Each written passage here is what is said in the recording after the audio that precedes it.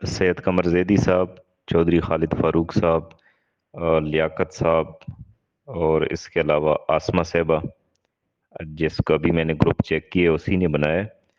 और इसके अलावा ग्रुप के दीगर जितनी भी मेंबरान हैं सबको मेरी तरफ से अस्सलाम वालेकुम। अर्ज़ ये है कि मैंने एक आवाज़ उठाई थी, और उस आवाज़ का जो मकसद था वो ये था कि लोगों में अवेयरनेस आए, और ये जो फ्रॉडिये हैं जो लोगों को उनके हक हलाल से महरूम कर रहे हैं, ताकि उनको वो पहचान सकें। यकीन जानिए कि इस मुख्तसर से अरसे में मैंने बहुत सारे लोगों को बहुत ज़्यादा रंग बदलते देखा है। चूंकि कमर साहब ने एक हवाला दिया उसका कि यार मुझे कोई 10 लाख रुपए मिले हैं। हकीकत तो यह है कि मैंने इस बात शुरू करने से पहले राजा रियाज साहब को भी कॉल मिलाई थी, लेकिन वो अटेंड नहीं कर रहे हैं। वो वॉइस मैंने फॉरवर्ड की है उसको, और उस पे उसका जो फीडबैक आएगा वो मैं ज़रूर शेयर करूंगा।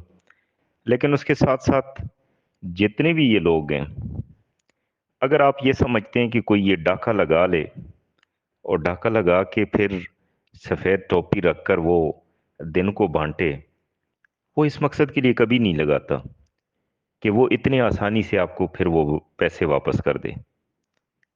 तो मेरा ख्याल है कि आप मेरी बात समझ गए होंगे। मैं अब भी स्ट्रगल कर रहा हूँ। गो कि मैं ग्रुपों में बहुत कम अभी बल्कि देखते ही नहीं हूँ। हकीकत तो ये है कि अभी ये जो ग्रुप में कोई हलचल हो रही थी मैंने वैसे ऑन किया, तो उसमें आप लोगों को देखा, ज़रा दिलचस्पी बढ़ गई। पुराने नाम थे, मैंने चूंकि मेरे साथ ग्रुपों में रहे हैं इस वजह से मैंने उसको ज़रा कुछ बातें उनकी सुनी।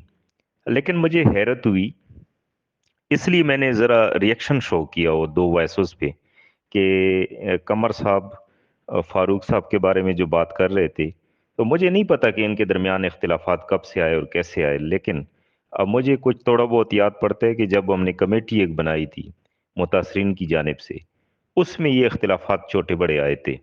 लेकिन मेरा नहीं था ख्याल कि वो इतने बढ़ गए होंगे। अब मैं फ्रेशली चूंकि इसको नहीं देख रहा, आपको याद होगा कि मैंने जब से ये सियासी मसाइल बढ़े हैं मुल्क में, और मेरी एक आदत है, मैं नुकसान हो चाहे फायदा हो, जो हक की बात होती है उसकी तरफ वैसे एक इंसानी फितरत होती है उसकी तरफ जाता है।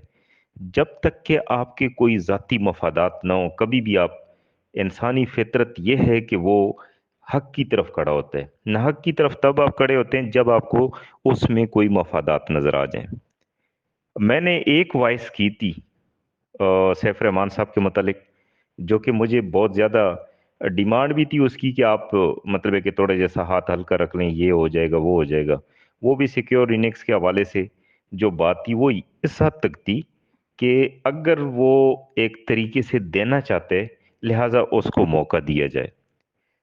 मेरा कहने का मकसद ये है कि अगर हम एक बंदे को गिरबान से पकड़ कर और वो ये कहे कि मुझे जरा बैठने तो दो, मैं जेब से निकाल के दे देता हूँ आपकी अमानत, तो मैं तो ये कह रहा था कि इसको चलो बैठने दें। बाकी मैंने कभी ये नहीं कहा कि वो बहुत दूध के धुले हो गए हैं।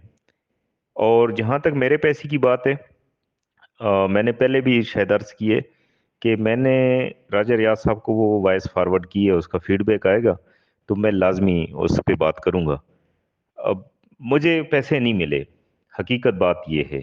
लेकिन चूंकि वो पॉलिटिकल जो इश्यूज हैं मुल्क में, मैं ज़रा उस हवाले से अंगेज हूँ। मैं आज अभी भी मैं जमान पार्क में हूँ, और आपने देखा है कि जिस पहले दिन से मैंने जिस चीज़ को सपोर्ट किया था, अब मेरे काफ़ी सारे दोस्त थे यहाँ पे जो इसको एक ऐसे लाइटली वो ले रहे थे कि बस कुछ नहीं, ये हो जाएगा तो फलाना तो इस तरह कह रहे। आज वो देख लें कि मुल्क पूरा तकरीबन सियासी तौर पर एक साइड पे खड़ा हो गया है। तो अगर आपकी विजन है, अगर आप में कोई बात करने की हिम्मत है, तो मेरा ख्याल है कि ऐसी बात नहीं है, बात इस पे होती रहेगी। और मजीद भी चूंकि मैं ज़रा इस साइड पे एंगेज हूँ, और जैसे भी अगर कोई इस तरह की बात आती है तो मैं इंशाल्लाह इसके ऊपर बात करूंगा, और मुझे करनी भी चाहिए, क्योंकि जब तक मैं बात नहीं करूंगा तो आप लोगों को फिर सफाई कैसे मिलेगी। अस्सलाम वालेकुम।